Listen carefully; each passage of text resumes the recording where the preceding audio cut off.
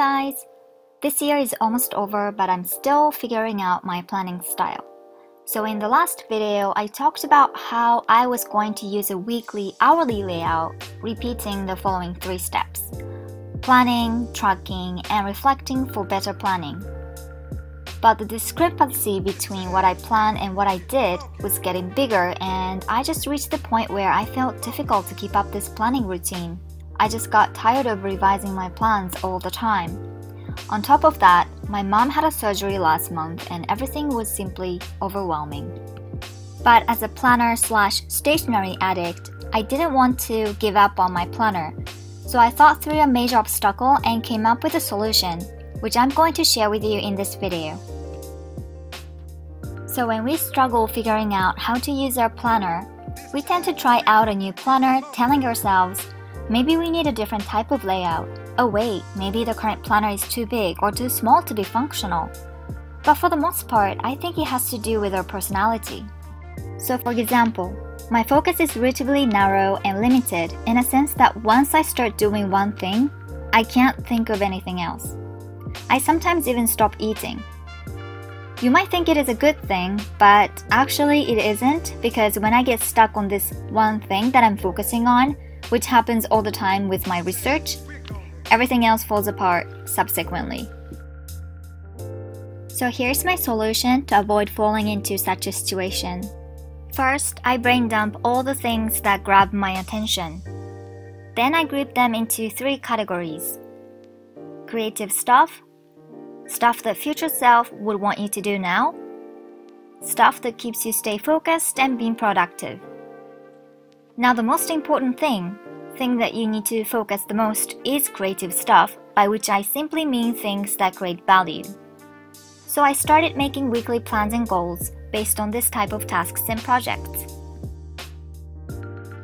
So in this week, I set 2 creative projects: writing my dissertation and creating YouTube video that you're watching right now.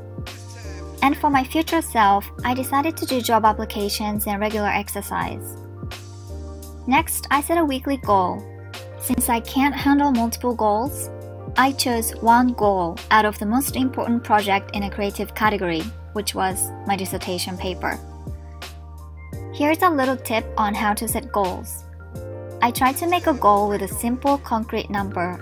So my goal was to work on my dissertation for at least 25 hours per week, which means that I need to spend time researching for 3 to 4 hours a day.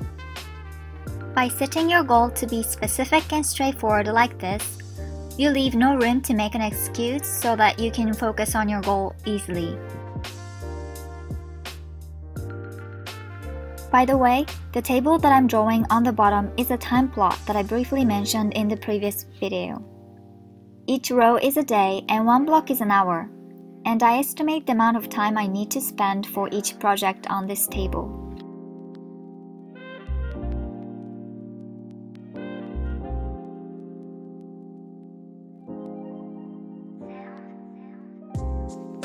Last but not least, I'm going to explain tasks that help me avoid distracting my focus and decreasing productivity. Usually they are recurring tasks such as cleaning my room, checking emails, and doing laundry. So I block time to dedicate myself to do this type of task every day in the form of checkbox on a weekly spread. In particular, I spend 1 hour every morning to do organizing related tasks that make it easy to carry my day. So for instance, if I need to reply emails that day, I will organize email folders in that blocked time. I also blocked some time at night to do things that keep me productive for work, such as clearing up my desk space and organizing papers. Doing so, I can always start my research with a clear mind in the morning.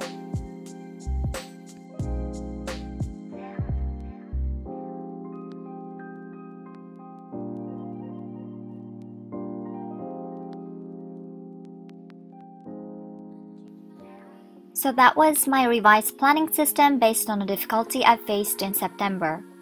Hopefully, it helps me stay focused without losing an overall balance of my life.